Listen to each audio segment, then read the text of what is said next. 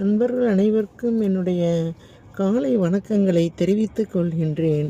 இன்று பௌர்ணமியாகும். பௌர்ணமி அன்று கால பைரவரின் அஷ்டகத்தை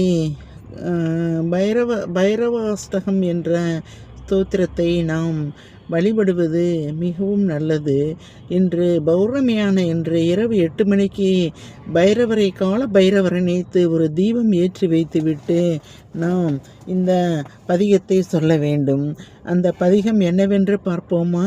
8 பாராக்களை கொண்ட அந்த பதிகம் மிகவும் ஒரு சக்தி வாய்ந்த பைரவருடைய பதிகமாகும். தனம் தரும் வைரவன் தளிரடி பணிந்தினின் தளர்வுகள் தீர்ந்து விடும். மனந்திறந்த அவன் பதம் மலரிட்டு வாழ்த்திடின் மயில்கள் வந்துவிடும். சிறந்தவர் தன்னையின் சின்மய புன்னகை சிந்தையில்